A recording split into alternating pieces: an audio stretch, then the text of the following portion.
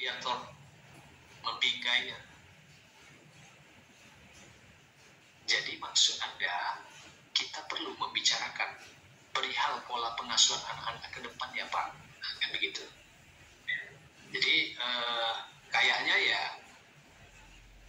narasi-narasi negatif dari para pihak kepada pihak lawan kita tangkap lebih dahulu, lalu kemudian baru kita bisa balikkan kepada yang berkomentar, yang berpernyataan, atau mungkin kita coba teruskan dengan bahasa yang sudah kita bingkai itu kepada pihak lawan.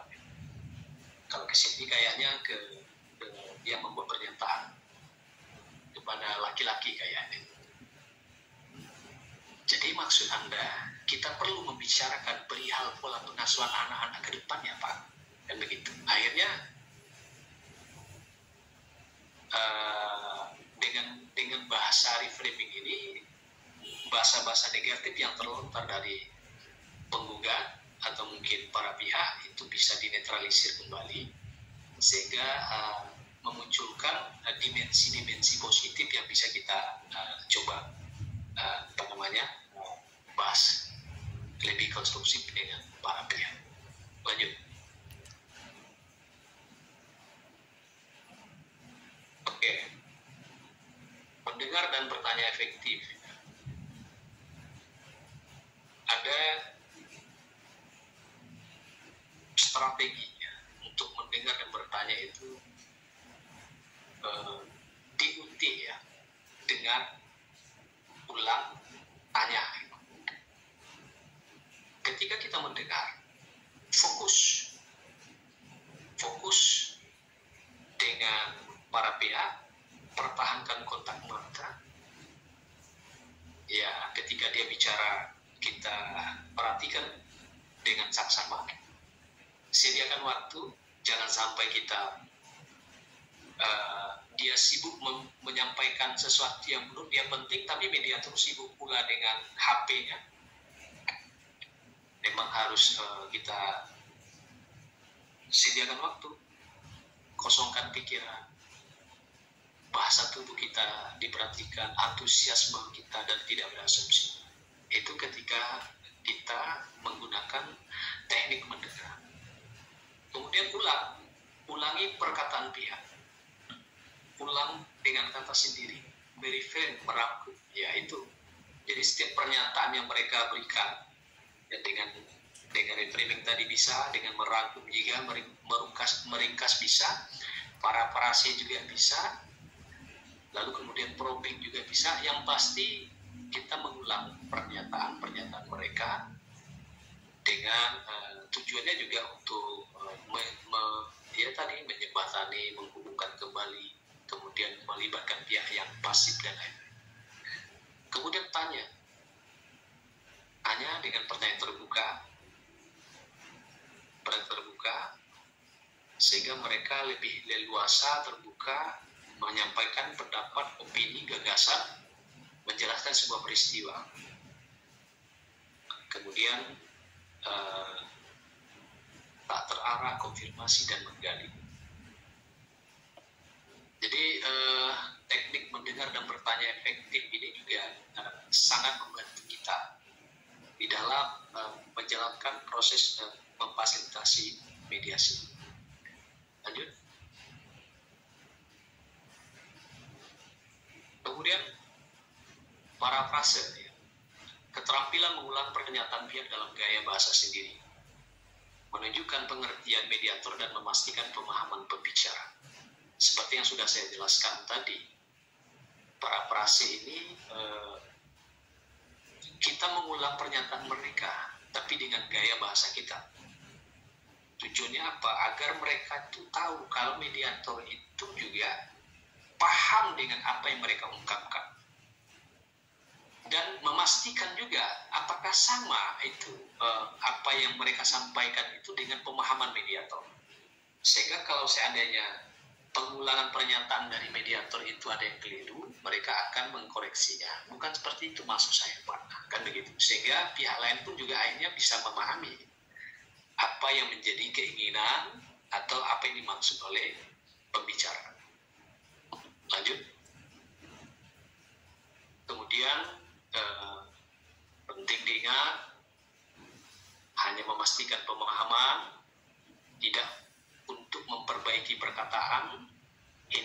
menambah dan mengubah substansi, gunakan kata kunci yang sama seperti yang dikatakan. Jadi dalam paraprasi ini harus bisa dipahami.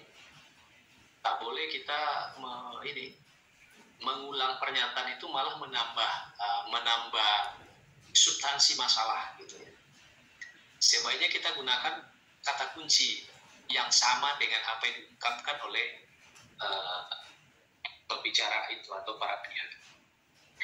Dan itu juga hanya memastikan pemahaman, sama enggak pemahaman kita dengan pernyataan para pihak, atau mungkin barangkali kita sudah paham, tapi kita melihat bahwa pihak lain sebelahnya atau mitra rundingnya, dia mungkin barangkali sedang tidak fokus, tidak konsen dengan apa yang sedang dikatakan oleh pihak penggugat. Misal tergugatnya sedang entah lagi tidak fokus, kita lihat ya, kita ulang lagi.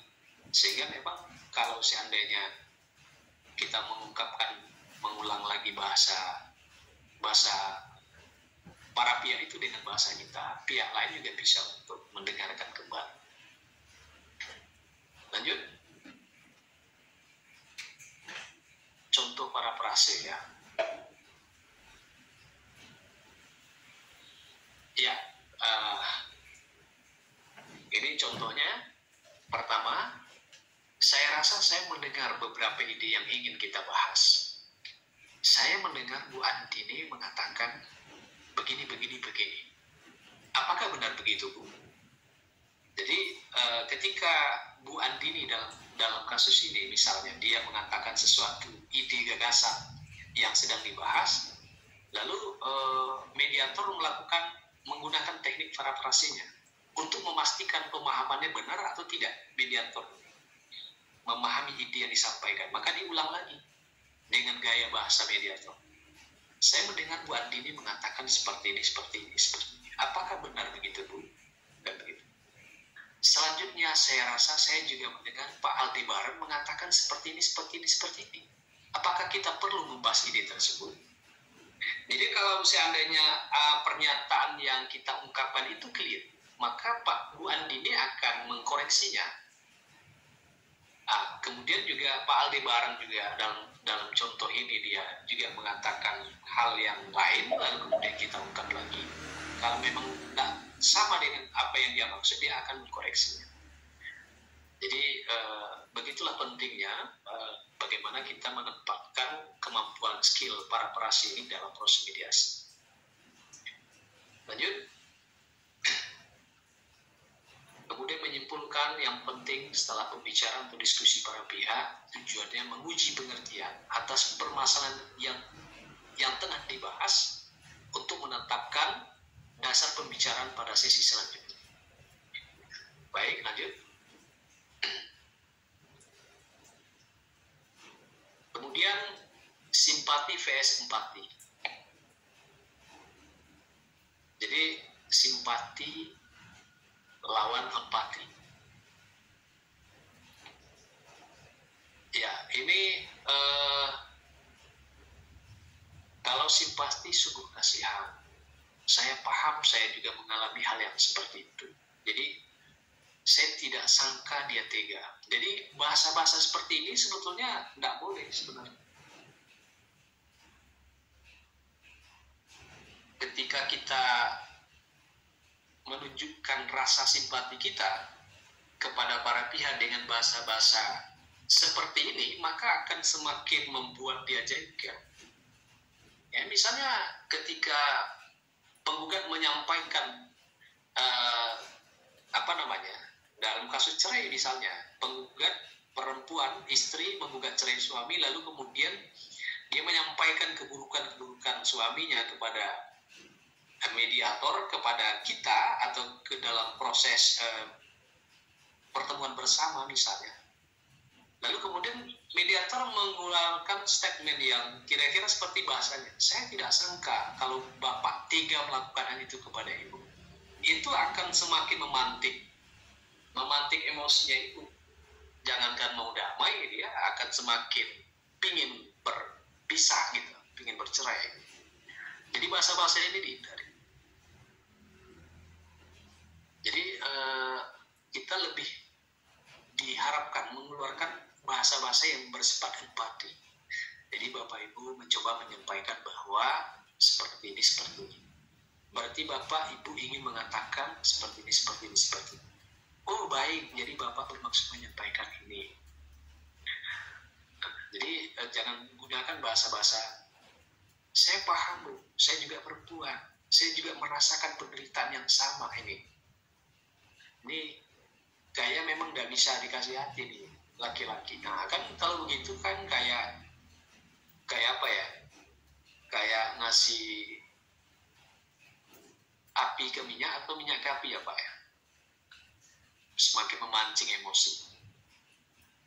Lanjut.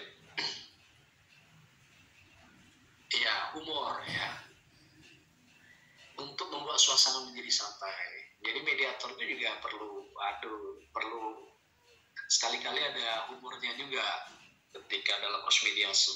Kita kadang-kadang melihat sisi kesempatannya di mana, agak sedikit mencairkan suasana.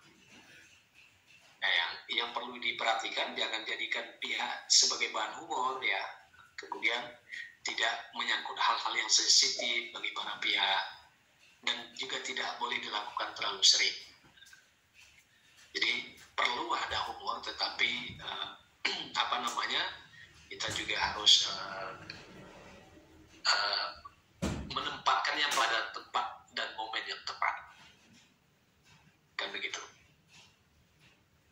Baik, lanjut. Oke, kontak mata, ekspresi wajah, bahasa tubuh, terus. Oke. Kontak mata, pertahankan kontak mata. Jadi ketika dia bicara, pertahankan. Kita lihat cara melihat kontak mata ini, apakah betul matanya itu yang dilihat ya. Kadang-kadang kalau saya melihat tidak menantang mata dengan mata. Kalau saya berada, mata saya itu di bawah matanya. Saya kalau menatap langsung mata dengan mata itu kayaknya agak gimana lah. Ketika dia bicara kita tantang matanya. Kalau saya selalu menurunkan di bawah mata ketika dia bicara.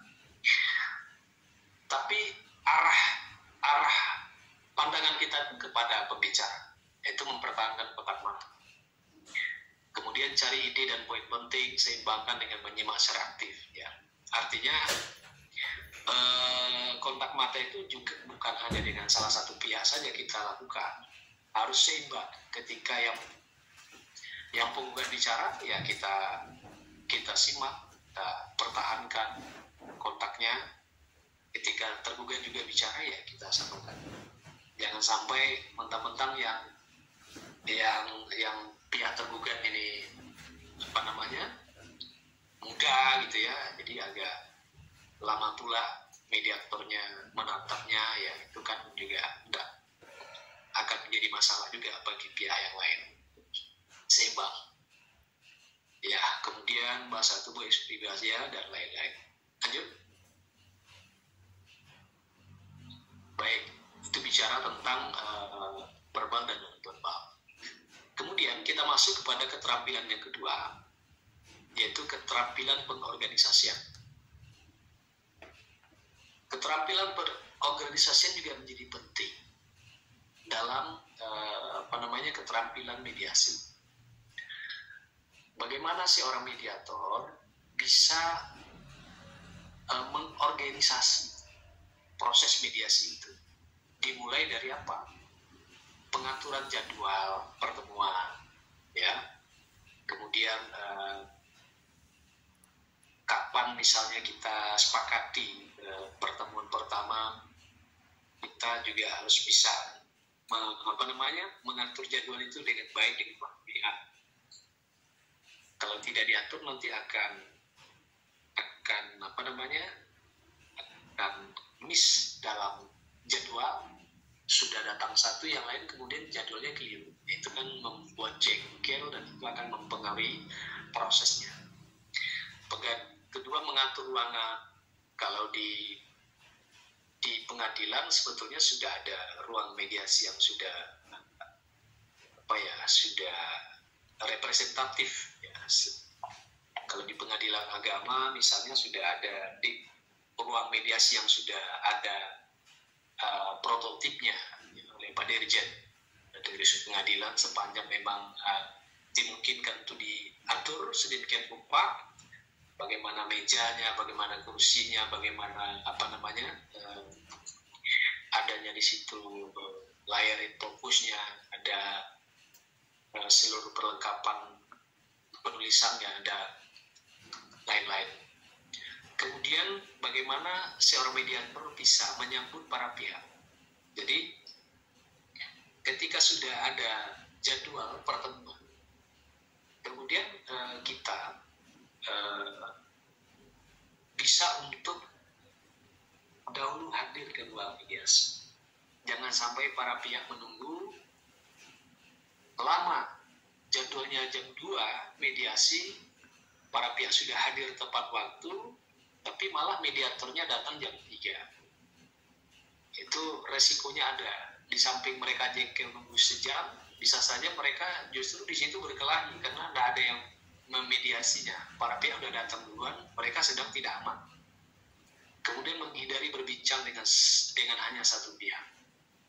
Jadi ketika ini coba lanjut dulu Pak Walid.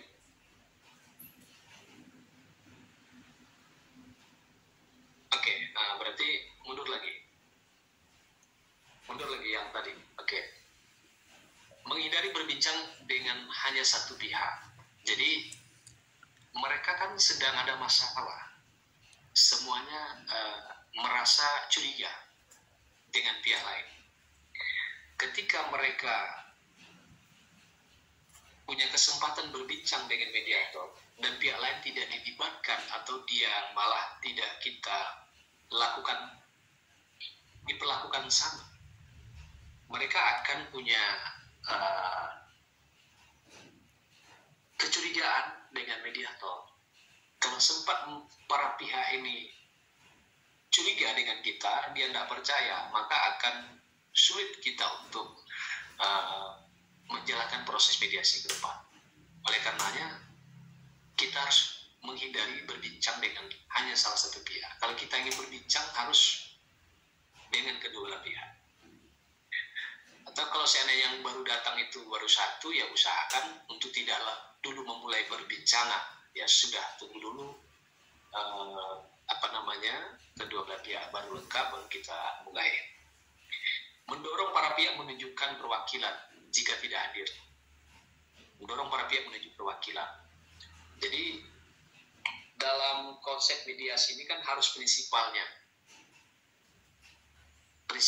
harus hadir secara langsung. Dan kalau di pengadilan kan perma juga mengatur begitu, bahwa mediasi harus wajib dihadiri prinsipal. Lalu kemudian saya sudah sampaikan pada pertemuan sebelumnya, alasan tidak bisa hadir dalam mediasi itu hanya 4 alasan yang dibenarkan oleh aturan. 1, sakit dengan surat keterangan sakit.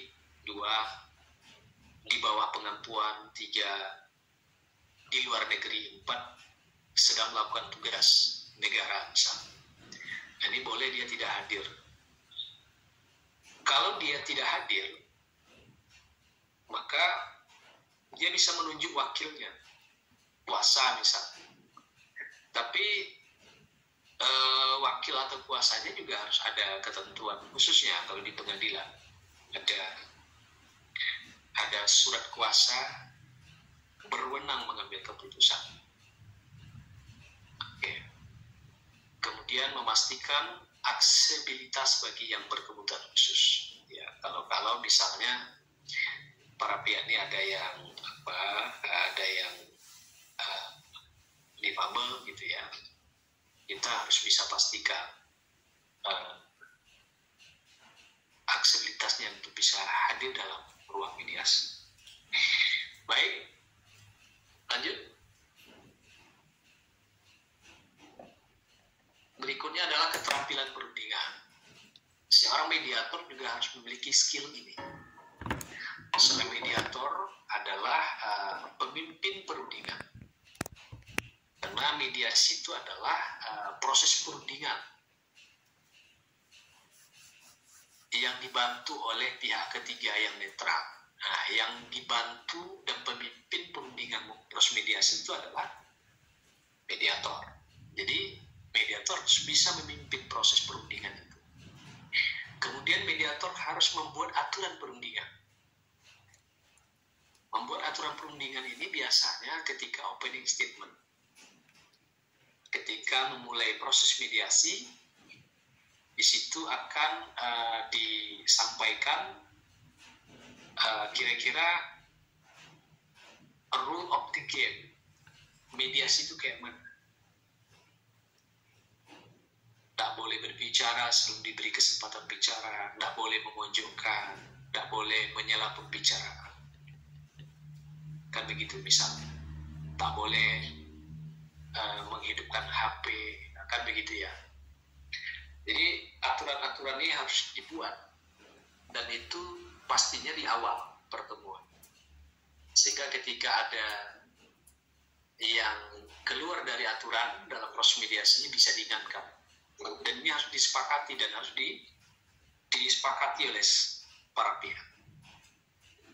Kemudian mediator dalam proses perundingan itu juga memiliki kemampuan untuk bisa mengidentifikasi isu dan kepentingan para pihak serta potensi pilihan penyelesaian. Ini juga ada materi khususnya ya di sertifikasi. Bagaimana mediator juga mampu mengidentifikasi isu, lalu kemudian menentukan posisi kepentingan para pihak. Serta kita juga dituntut untuk bisa juga memikirkan potensi-potensi opsi penyelesaian. Kan begitu. Kemudian menentukan agenda dan mengatur waktu perundingan. Jadi setelah kita bisa mengidentifikasi isu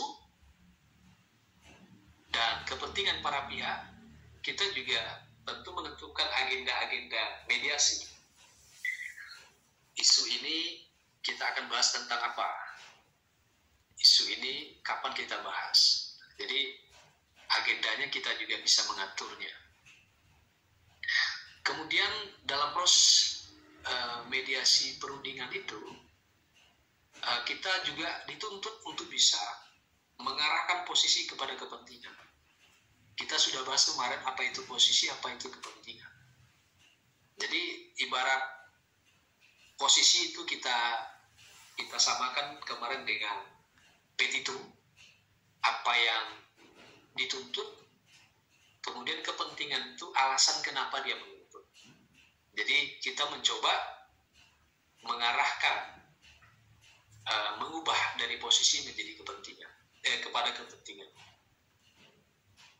Jadi kemudian kita mengadakan kaukus, ya, kemampuan untuk melakukan pertemuan terpisah. Kalau saya sebetulnya kaukus ini menjadi senjata, dan ini juga ada pembahasan khususnya dalam sertifikasi ini. Mungkin pada pertemuan yang akan datang kita akan membahas tentang kaukus pertemuan terpisah. Baik, lanjut.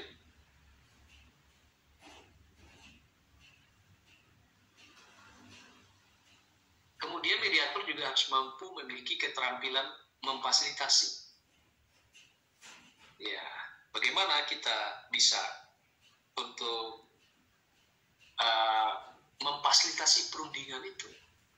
Ya, kita mesti harus menghadapi emosi para pihak. Jangan terlibat dengan emosi mereka. Jadi yang namanya orang yang sedang punya masalah, mereka memiliki emosi yang memuncak. Kadang-kadang tingkat ketegangannya akan terasa. Kita harus hadapi itu, dan kita jangan terlibat di situ. Kemudian atasi emosi sendiri, jangan pula kita malah yang tersulut emosinya. Kemudian cegah jalan buntu ketika hampir deadlock, ya, ketika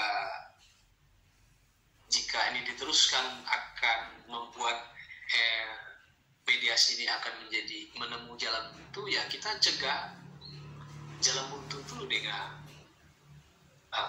skors, misalnya dengan melakukan kaukus, pertemuan terpisah. Di situ kita coba susun kembali isu, posisi, dan kepentingan alela.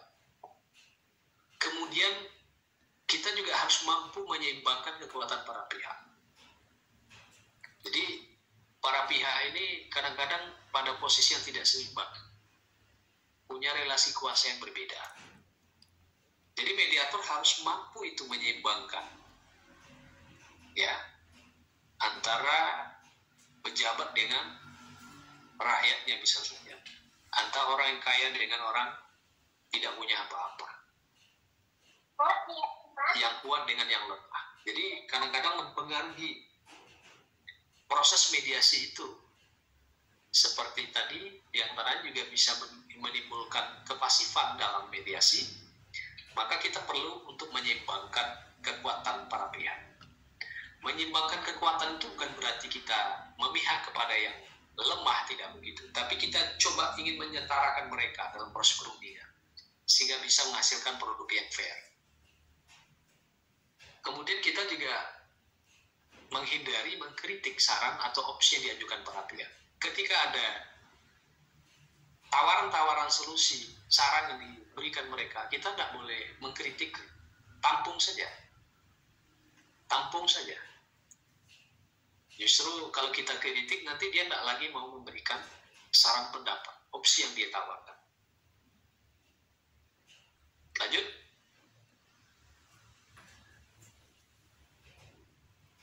Ya, kayaknya sudah habis materinya, dan kemudian Bapak Ibu sekalian, setidak-tidaknya kemampuan kita dalam keterampilan komunikasi dan keterampilan cross mediasi ini bisa kita implementasikan dalam mediasi yang akan kita lakukan nanti. Dengan kemampuan inilah sebetulnya kita akan memungkinkan menjembatani mereka untuk menghasilkan kesepakatan yang terbaik dan win-win solusi. Sekiranya sebagai bentuk pengantar kita dalam proses pertemuan ini, jika misalnya ada pertanyaan, sharing pendapat dari Bapak Ibu sekalian terkait dengan materi, kita coba tampung beberapa pertanyaan. Saya, Pak. Kemudian saya kembalikan terlebih dulu kepada fasilitator Pak Wali. Silakan Pak Wali.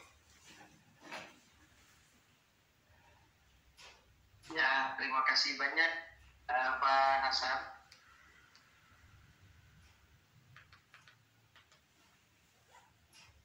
Mungkin ada yang ingin ditanyakan, ya, kita buka sesi pertanyaan dan diskusi. Oh, sudah ada nih Pak Ramdan. Baik, silakan Pak Ramdan. Langsung saja Pak Ramdan. Ya, terima kasih banyak atas waktu dan kesempatannya. Pak Hasan, saya ingin bertanya berkaitan dengan cara seorang mediator mampu memecah situasi yang tegang dengan humor, sedangkan dia tidak boleh memainkan sesuatu seperti pulpen sebagai ataupun menunjukkan salah satu pihak tentang hal-hal yang lucu. Mungkin Bapak bisa memberikan contoh pengalaman bagaimana cara memberikan humor untuk memecahkan ketegangan di antara para pihak. Terima kasih. Iya, baik, masih Pak Ramdan ya. Ini bagaimana cara untuk menyisipkan humor ya ketika muncul ketegangan. Ini kayaknya memang datang tiba-tiba aja nih Pak Ramdan ya. Jadi enggak juga mungkin kita ya ketika emosi para pihak memuncak lalu kemudian kita memasukkan humor di sana juga tidak tepat ya. Karena kita juga bisa untuk melihat seperti apa sih situasi emosinya para pihak itu seperti apa. Sebetulnya ketika mereka sedang emosi malah tidak tepat di situ humornya malah gitu. Kalau saya sih sebetulnya ketika muncul emosi dari mereka, ya kita berikan kesempatan mereka untuk mengekspresinya sampai memang sepanjang tidak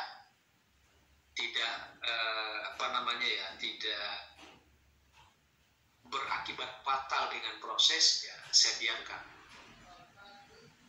Nah, kalau sampai pula mengangkat kursi, mengangkat meja kan, ini memang tidak memungkinkan kita untuk membiarkan.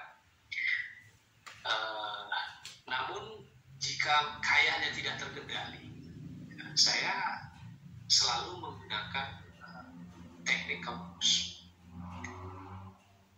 atau mungkin saya skor dulu untuk pertemuan sementara. Jadi memasukkan selera humor itu secara praktek, ya gimana ya situasinya,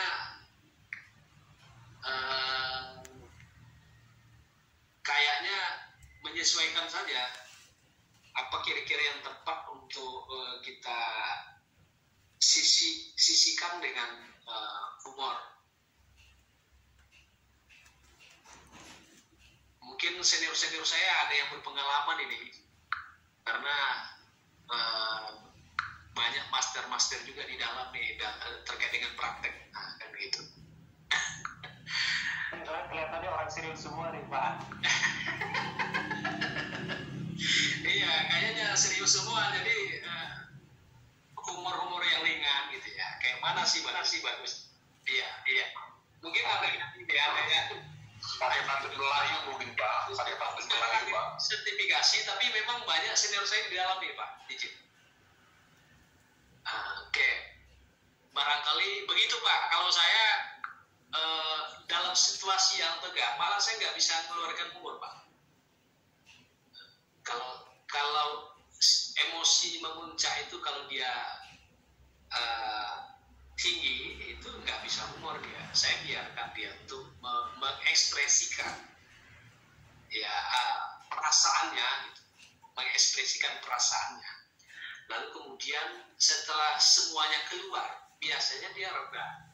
Begitu biasanya. Dan kalau memang tidak memungkinkan, ya saya skors mediasi atau saya minta waktu kaukus, akan begitu. Dan kemudian juga kembali kepada aturan yang sudah kita buat di awal.